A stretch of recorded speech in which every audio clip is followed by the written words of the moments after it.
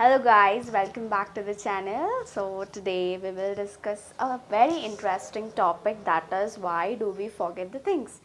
Do you all know why do you forget the things? If I ask you what happened in your class last month on Friday, and will you be able to answer what happened in that day? Which chapter you were reading? I don't think so. Even I can answer that question. So this theory mainly I am discussing with you all to understand why do we forget the things. Okay, some things we remember for a long period of time. Suppose my rhymes or any of your ABCDs and all, you remember it lifelong. You'd never forget it. But if I ask, or if someone asks what you read last year, I don't know, I don't remember. So let us know what are the theories why we forget the things. Okay, so let us move on to the theory one. Theories that I have come across, like why do we forget the things. So the first theory was the interference theory. The second theory was the retrieval failure theory, and the third theory was decay theory of forgetting, and the fourth theory is cue dependent theory of forgetting.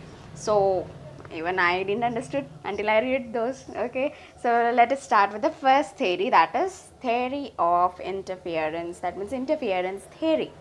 Okay, so what comes to your mind when the word interference is there? So interference is nothing but anything interrupting, right? So interference theory, I'll give you one example. Why do we forget the things usually? So if I ask you all what you had for your breakfast last morning, you will easily tell what you had, right? So but when I ask this same question, like what you had last month on this day, on Thursday or on Friday, will you be able to answer? No, because there are so many dishes that you had after in that 1 month duration. So the things, those other dishes, no, get interfered with whatever question I have asked you. If I just ask what you had yesterday night, that means there is nothing much interference, right? You didn't had so much of dishes that you cannot remember what you had last morning. Okay, so that is interference theory. There are so many things, if it interferes, like so many events happen at the same duration of time or continuously happen, you don't tend to remember those things. So this is what the interference theory says. Interference theory is you cannot remember the things if there are so many interruptions in the between, right? If there are so many events happened after that, so you cannot remember that usually. So this was about the interference theory. So the next theory is retrieval failure theory. Okay, this is very simple. Suppose when I read some things, if I don't revise it, I cannot remember for a longer period of time. Why do you think so?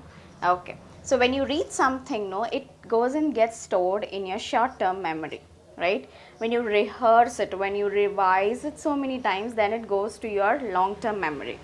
Okay, so if you don't revise it, if you fail in revising the things that you have just read, then I guess it won't be remembering. You cannot remember it for a longer period of time. So this failure can also lead to forgetfulness in some of the conditions. So what is this decay theory of forgetting? See, suppose, as I said you, when I read something, it goes to my short-term memory. Okay, for the first time when I read, it goes to the short-term memory. Suppose if I don't recall it, it will not go into long-term memory, and hence what happens, I tend to forget the things. But this decay theory of forgetting, it says that the time you store your memory, okay, and the time you rehearse it to remember, okay, to the time you rehearse it, if that time duration increases, then you are most likely to forget the thing. If you don't rehearse it again, you're likely to forget the thing. If the time duration between whatever memory you stored and rehearsed the thing is short, then you will not forget the thing. So this is one of the theory called as decay theory of forgetting. So what is the next theory, that is last? What do you mean by this cue dependent theory of forgetting? Cue is nothing but some clues. Okay, there are certain things that you don't remember at that point, but you know that it is stored in your brain.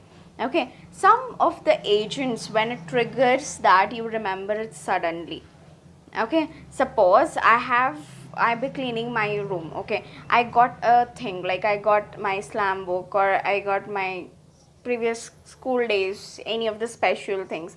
So when I see it, I suddenly remember those things. So when I see that thing, I recall those things. But in the skew dependent theory, what happens, you when you see certain clues, you suddenly remember that event, you suddenly remember those things, and it was very interesting, so I thought to share it with you all. And thanks for watching the video.